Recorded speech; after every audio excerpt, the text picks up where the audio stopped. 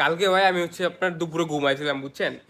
মানে বাইরে হচ্ছে এত রোদ ভাই, গোয়াটা ফাইটা যেতেছে গা। পরে ভাই ভাবলাম একটু ঘুমাই। হ্যাঁ, পরে ভাই আমি একটু ঘুমাইলাম ভাই।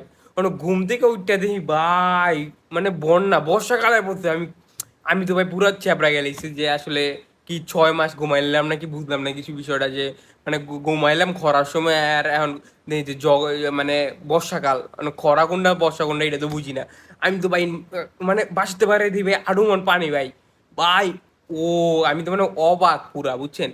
ওর ভাই আমি একটু ছাতাটা নিয়ে একটু এলাকাটা চক্কর দিলাম, দেখলাম আসলে নৌকা টোকা চালানোর মতো একদম সেরা ওয়েদার।